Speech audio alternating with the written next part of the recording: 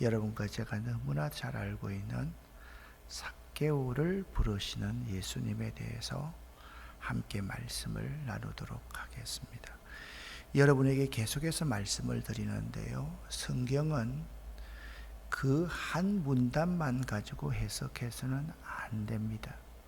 18장 마지막 부분에서 예수님께서 그리스도의 순환을 예고하시고 나서 여리고 지방에 있는 한 거지 가난한 사람의 눈먼 것을 고쳐주시고 그가 예수를 영접한 사건을 여러분과 제가 함께 생각했는데요. 자, 18장 예수님께서 그리스도임을 예고하시고 여리고라는 지방에서 지금 소경을 고친 이야기와 19장 1절부터 10절에서 세리장인 삭개오를 고치는 이야기가 나옵니다. 이 두 본문이 아주 극하게 대립이 되어 있는 거죠. 예수님은 지금 예루살렘으로 향하십니다. 예루살렘으로 향하시면서 십자가를 지시기 위해서 가십니다. 그것은 모든 인류를 대속하기 위한, 구원하시기 위한 예수님의 행보입니다. 18장 마지막 부분의 거지 소경을 고치는 이야기, 다른 성경에서는 바디메오이죠. 거지 소경을 고치는 이야기와 19장 삭개오 이야기는 가난한 사람과 부유한 사람이 차별 없이 예수를 영접한다. 그리고 그 시대에 죄인들이 병자들도 그들이 죄인 취급했거든요. 그리고 세리장인 삭개오도 이 창녀와 비슷하게 생각했었거든요. 그래서 차별 없는 구원, 죄인들까지도 구원하시는 예수님의 구원의 사역을 18장에서 19장 1절부터 10절에서 말씀하고 있습니다. 19장 1절 말씀에 보면 이런 말씀이 기록되어져 있습니다. 예수께서 여리고로 들어 지나가시더라.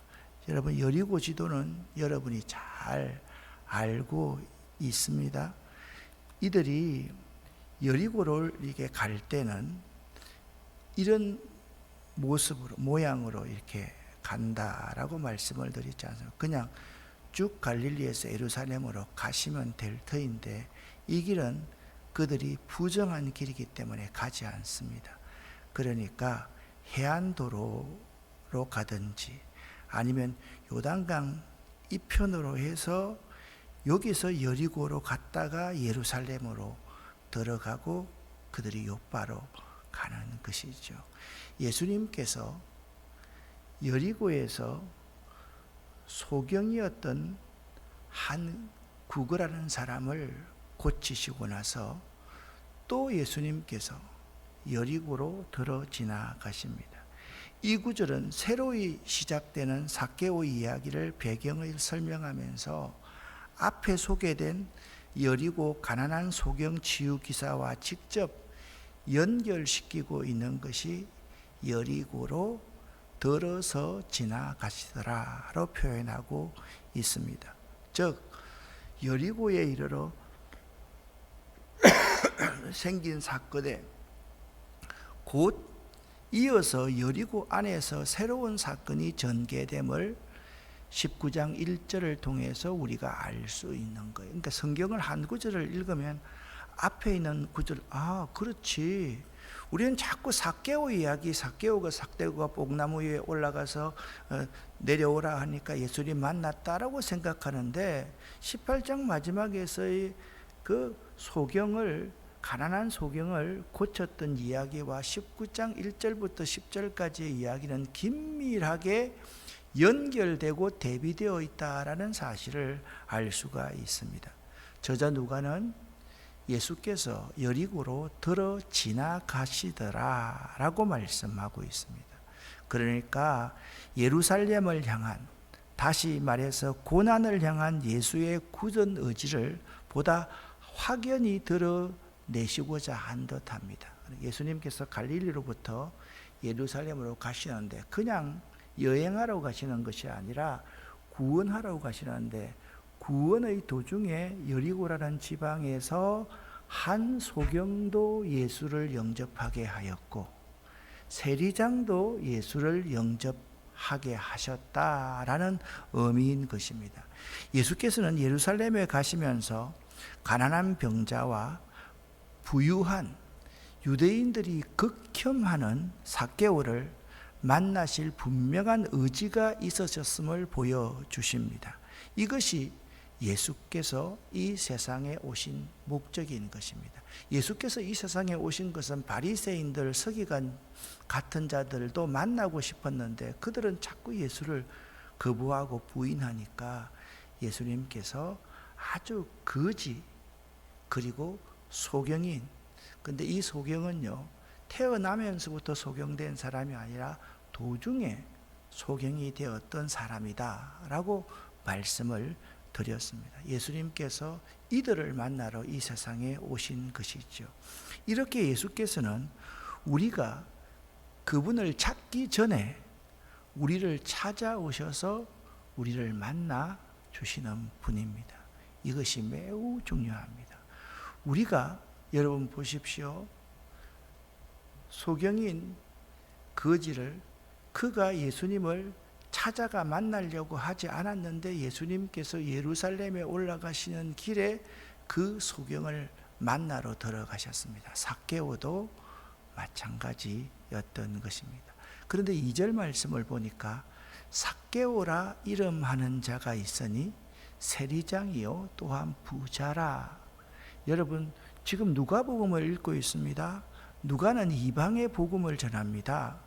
누가는 복이 있는 사람도, 마태는 심령이 가난한 자는 복이 있나니 라고 말씀하셨지만 누가는 가난한 자는 복이 있나니 라고 언급하고 있습니다. 누가는 부자들에 대해서 그렇게 호감 있게 보고 있지 않습니다. 부자가 천국에 들어가는 것이 낙타가 바늘기에 들어가는 것보다 어렵다. 부자 청년, 다른 성경에는 부자 청년인데 이게 부자 관리한 사람이 와서 어떻게 해야지 영생을 얻을 수 있습니까? 라고 물었더니 네게 한 가지 부족한 것이 있다. 네 있는 모든 것을 팔아서 가난한 자에게 나누어 줘라 라고 했을 때 그가 근심하고 돌아갔다 라고 말씀하시면서 부자가 얼마나 하나님 나라를 차지하기에 어려운 줄 아느냐. 여기 삭개오라는 이름의 의미는 순결하게 살아라, 정의롭게 살아라 라는 의미였는데 그를 낳은 부모님이 그가 순결하고 정의롭게 살기를 바랬는데 참 이상합니다. 그는 당시 로마 정부와 결탁하여 추악하고 불의하게 살고 있었던 사람. 그는 유대인들이 가장 극히 싫어하는 사람 가운데 한 사람이었습니다. 그는 여리고 지방의 세리장이었습니다. 당시 세무서는 로마 정부와 결탁하고 있어서 세리라는 직업을 가진 자들은 그 시대에 세상적 천국을 누리는 자들이었습니다. 마치 아브라함과 헤어졌던 롯이 제일 처음에 누렸던 애굽 같았던 곳, 천국 같았던 곳, 그 세리는요 그 시대의 세상적 천국을 누리고 있는 사람이었습니다. 당시 세리장은요 로마의 막강한 공권력을 이용하여 자기의 부를 마음껏 축적할 수 있는 사람이었습니다. 그래서 누가는요 삭개오를 소개할 때 삭개오라는 이름을 하는 자가 있는데 그는 세리장이요 부자라는 말을 첨가시킵니다. 그냥 삭개오는 세리장이었습니다 라고만 말하면 될 터인데 누가의 분명한 의도는 부자라는 말을 첨가시키고 있습니다. 이는 당시 세리에게는 허가 낸 도둑이라는 별명이 붙여졌을 정도입니다. 하물며 세리들이 허가낸 도둑이었다면 세리장이 받고 있는 원성은 더 높았을 것이고 그가 누리는 모든 부의 원천이 부당한 서민들을 착취하고 있었음을 누가는 암시하고 있었습니다. 그리고 당시 세리들이 유대 사회에서 죄인으로 취급받았는데 어느 정도의 죄인이었가 하면 창녀와 몸을 팔고 사는 창녀와 세리들이 죄인 가운데 아주 중요한 무리라고 성경은 언급하고 있습니다. 삭개오의 구원에 관한 이야기는 죄인을 구원하러 오신 예수의 목적을 확실하게 드러내 줍니다. 가난한 거지 바디메오의 구원도 마찬가지지만 삭개오도 예수께서 죄인을 구원하러 오신 목적을 확연히 드러내 주는 사람입니다. 3절과 4절을 함께 읽어보겠습니다. 그가 예수께서 어떠한 사람인가 하여 보고자 하되 키가 작고 사람이 많아 할 수 없어 앞으로 달려가서 보기 위하여 돌 무화과 나무에 올라가니 이는 예수께서 그리로 지나가시게 되밀러라. 아멘. 여리고에서 예수께서 지나가시고자 하는 주길은 이 길밖에 없다는 사실을 세리 삭개오는 잘 알고 있었습니다. 삭개오는 예수에 대한 호기심이 컸던 사람이었습니다. 그래서 키가 작았지만 꼭 예수님을 만나보기 위해서 뽕나무 위에 올라갔습니다. 예수님은 앞장에서 부자가 천국에 들어가기가 얼마나 어려운가를 말씀하셨는데 여기에서는 부자도 하나님 나라에 들어갈 수 있다라는 사실을 보여주고 있습니다. 삭개오는 세리장이란 그의 정보력으로 이미 18장에서 있었던 예수에 관한 소문, 여리고의 소문을 다 들을 수 있는 정보력을 가지고 있는 사람이었습니다. 특히 여리고성 가까이에서 일어났던 소경치유 기적과 그를 따르는 군중들에 대해서 듣고 보았을 것입니다. 따라서 삭개오는 예수가 어떤 분인지를 확인하고 또 만나보고 싶었던 것입니다. 많은 돈이 있었지만 유대인들이 자기를 죽이기 위해서 항상 안주머니에다가 단금을 꽂고 다닐 정도로 경호원을 붙이고 다녔던 삭개오. 그 삭개오가요, 참 죽음이 두려웠을 거 아닙니까? 속에 허전한 영적인 허전함이 삭개오 가운데 있었다라는 것입니다. 그런데 예수가 지나가는 길에 예수를 삭개오는 볼 수가 없었습니다. 그 이유는 첫 번째, 사람이 많아서 앞을 가려서 예수가 보이지 않았고, 둘째는 설상가상으로 그의 키가 작아서였습니다. 따라서 우리는 예수의 일행이 걸어갈 때 그 주위에 수많은 군중들이 둘러싸고 함께 걸어가고 있음을 상상할 수 있었을 겁니다. 이 정도 인원이 있었다라고 하면 삭개오가 키가 작아도 멀찌감치서라도 예수를 볼 수 있었을 것인데, 수많은 군중들이 예수님과 함께 예루살렘으로 걸어 올라가면서 삭개오의 작은 키로는 예수를 볼 수가 없었던 것입니다. 이것이 예수를 볼 수 없고 만날 수 없었던 이것이 삭개오의 호기심을 더욱 고조시켜서 예수를 보고 싶고 만나고 싶은 마음이 간절해졌을 것이 분명합니다. 여기 키가 작고 사람이 많아, 이 두 가지의 의미를 읽을 수 있는데, 예수를 만나는데 장애가 되는 외적인 요인들이 있다. 외적인 요인은 뭐겠습니까? 수많은 군중들에 의해서 예수를 만나는데 방해가 되었다라는 점입니다. 군중 때문에 예수를 볼래야 볼 수가 없었습니다.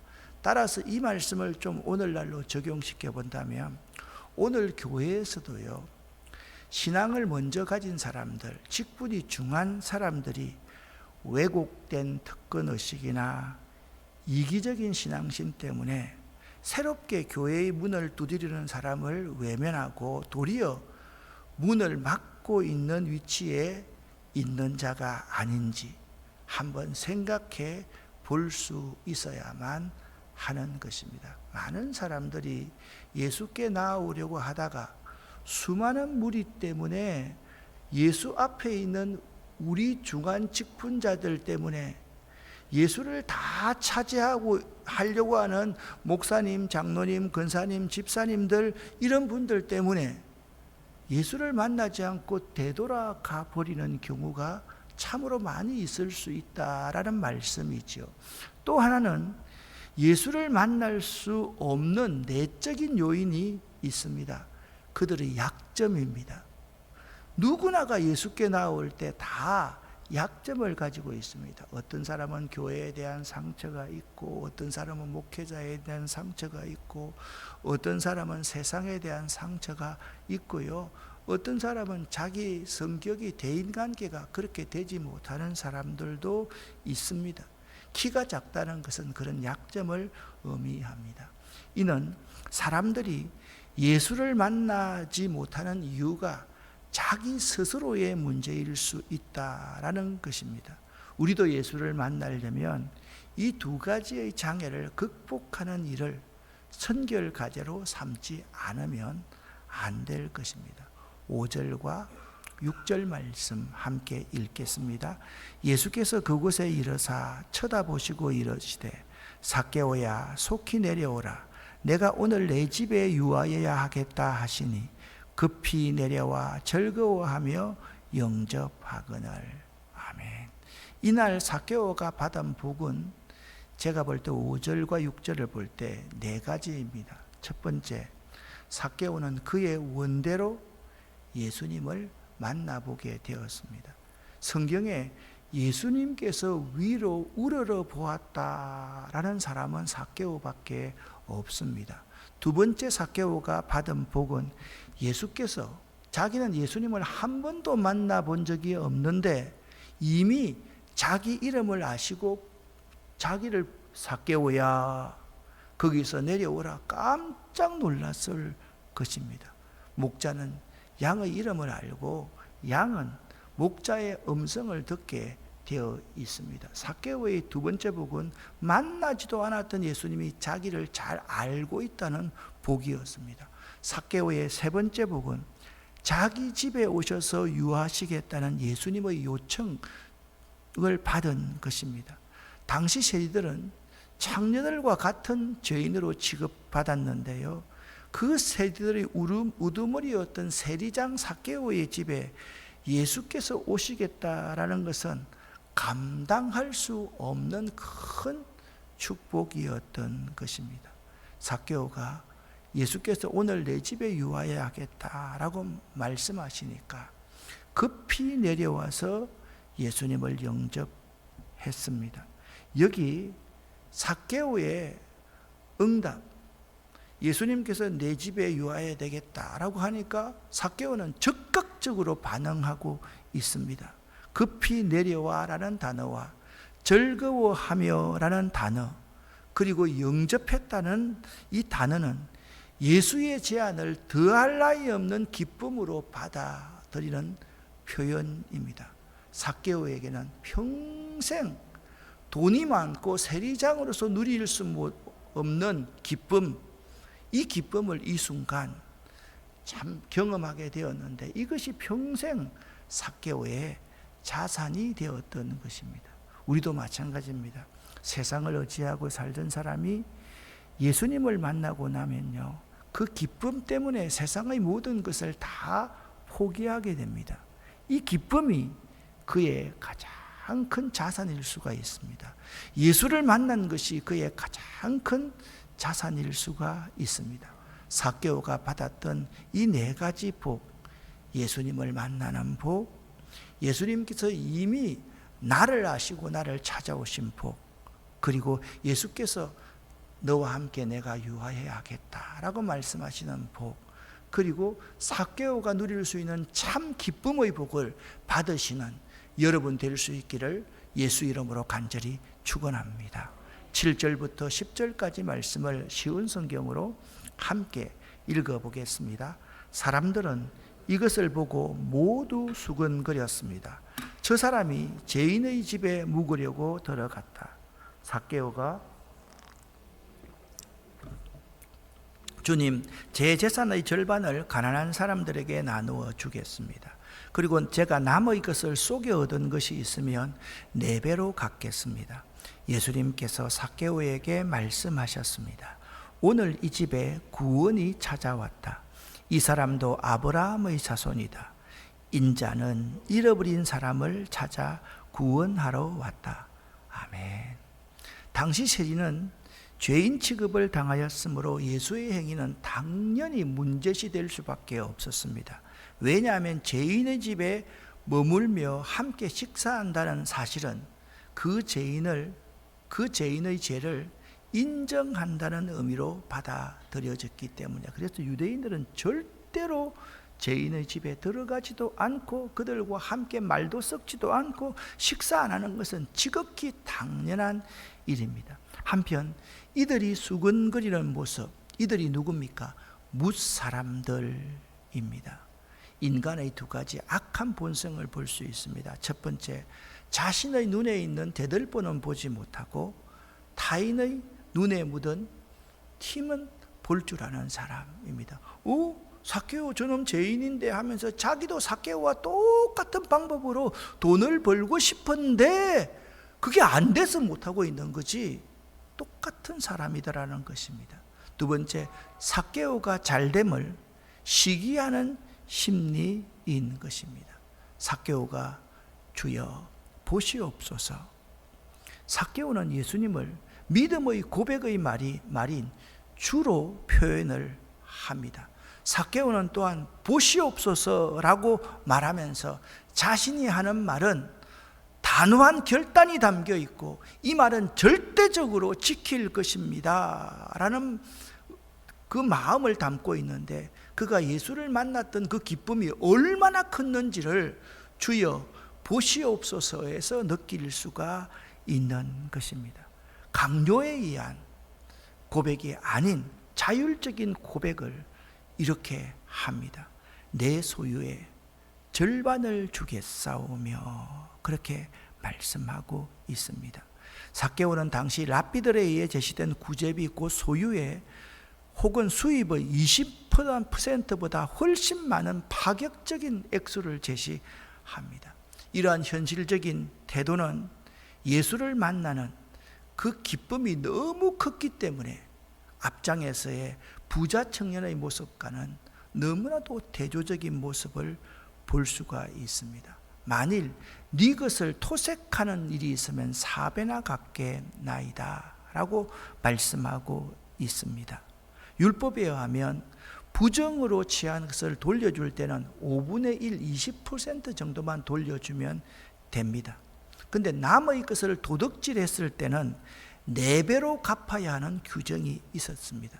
삭개오는요, 토색한 정도가 그냥 부정하게 가져온 정도가 아니라 자기 자신이 도둑놈입니다. 그렇게 고백하는 내용이 4배나 갚겠습니다 라고 말씀하고 있는 것입니다. 이 같은 삭개오의 파격적인 행위는 자기중심적인 삶을 전적으로 부정하고 새로이 방향을 바꾸는 전격적인 회개의 표시라고 말할 수가 있습니다. 여기서 회개의 참모습을 발견하게 됩니다. 회개는 죄에 대한 참회나 죄에 대한 단순한 고백에서 끝날 것이 아닙니다. 삶의 방향을 바꾸는 실천적인 행동이 있어야지 그것이 회개라는 사실을 알아야만 됩니다. 삭개오의 선언에 대한 예수의 응답은 즉각적입니다. 예수께서 삭개오에 오늘 내 집에 내가 유하여야 되겠다라고 했을 때도 삭개오가 즉각적으로 응답했고 자발적으로 응답했고, 삭개오의 선언에 대한 예수의 응답은 오늘 이 집에 구원이 찾아왔다. 이 사람도 아브라함의 자손이다 라고 그렇게 말씀하고 있습니다. 예수님께서는 삭개오의 주여 보시옵소서라는 삭개오의 확고한 그 결단과 결심을 보고 계셨던 것입니다. 그리고 예수님께서는 자신이 이 세상에 오신 목적을 분명히 밝히십니다. 10절 함께 읽겠습니다. 인자가 온 것은 잃어버린 자를 찾아 구원하려 함이니라. 아멘. 예수님께서 지금 어디로 올라가고 있다 말씀드렸습니까? 예루살렘으로 올라가고 있습니다. 예수님께서 오신 목적은 예루살렘에 가서 재판을 받고 그리고 모든 죄인들을 위해서 십자가를 지시는 것이었다라고 누가는 설명하고 있습니다. 사랑하는 성도 여러분, 여러분도 여러분을 이 시간 찾아오신 예수님을 꼭 만나시기를 예수 이름으로 간절히 축원합니다.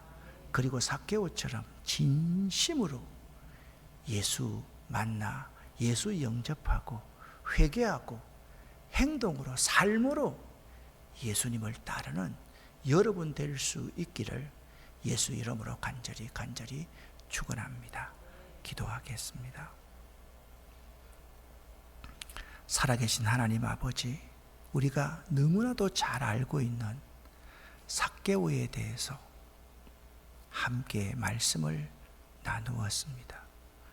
오늘 이 시간 우리를 찾아오신 예수님을 만나기를 원합니다.